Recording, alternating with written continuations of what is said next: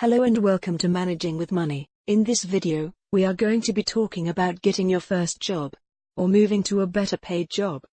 Your CV is a vital part of applying and gaining an interview with a future employer. CV is an abbreviation for curriculum vitae. The CV gives a brief history of your education, employment history and a snapshot of your personality. Every CV is different, depending on the person and the job vacancies you apply for. If you are new to the employment market, any kind of job, full or part-time, would be worth putting on your CV. If you have never worked any kind of volunteer work, unpaid work or work experience is well worth including on your CV.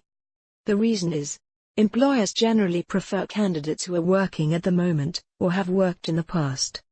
This gives the future employer the knowledge that you are used to. The routine of working, that is, getting up and being on time, and being presentable, ready to start work.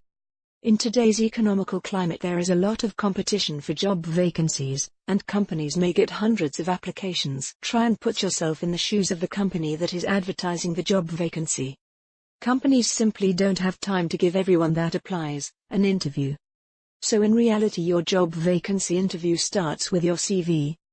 The company you apply to will sort all the CVs into possible candidates they want to interview, and the rest will go into the reject pile.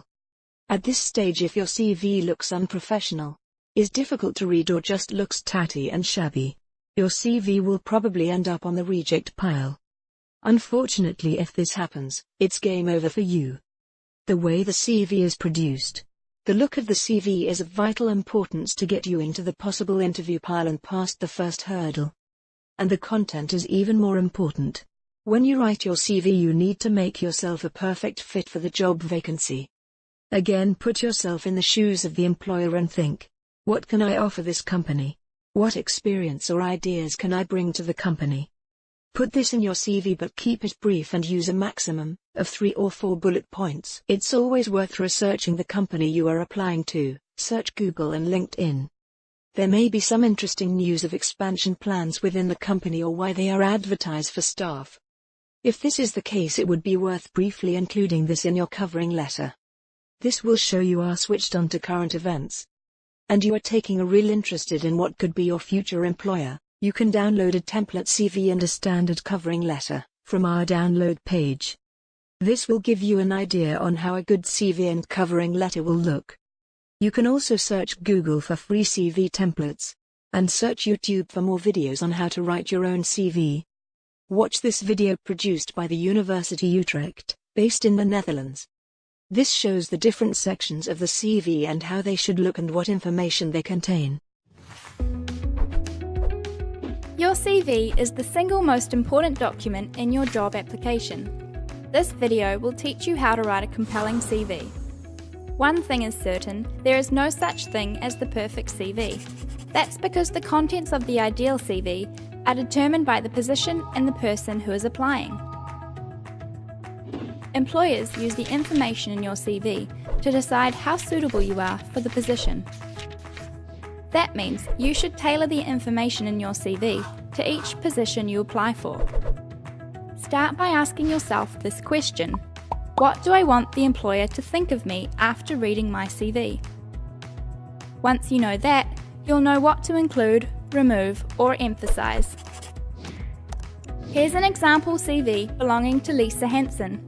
We'll be going through this CV to discuss what information you should present in each section. The first section should contain your personal information, such as your date of birth and contact details. Whether you should include a picture of yourself depends on the position you're applying for and the company offering it. Just make sure you look professional in your photo. The second section is your personal profile. In just a few sentences, you describe who you are, what you have to offer, and what your ambitions are. The third section, education, is where you show your academic accomplishments from high school graduation onwards. Since your most recent school or academic program is the most relevant, start there and work your way back. In no more than 3 bullet points, you can list your most significant results, such as a high average grade, your most relevant courses, your thesis, or any minors you have completed. The work experience section should contain your internships and any previous relevant work. Clearly state your job title, responsibilities, and primary tasks. The more specific you can be about what you did, the better. Sort your bullet points by relevance, with the most relevant at the top. Describe what you do outside of school. This tells the employer a lot about you. What do you enjoy? What skills have you developed outside of your studies? What are your interests? You can list as many activities as you like, so long as they show that you possess skills your employer will find relevant. Again, use bullet points to indicate what you've done and learnt. If you possess skills that are relevant for the position but don't quite fit in any of the previous categories, add them in a separate skills section. You can include anything you're good at or know a lot about. Include things like a second language, training programs you've completed, software you know how to use, and any specialist or unusual skills. Keep in mind whether a given skill has any significance to the position you're applying for. The final section, Interests and Additional Information, is an opportunity for you to provide some personal background to help the employer understand what kind of person you are. Consider carefully what you choose to share.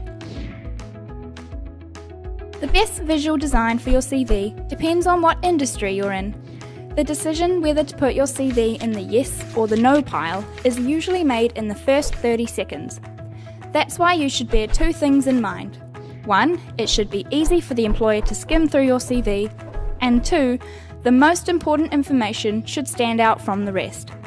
Underline important information and put it in bold, but try to keep the overall style consistent. There are companies that specialize in preparing CVs as a paid service.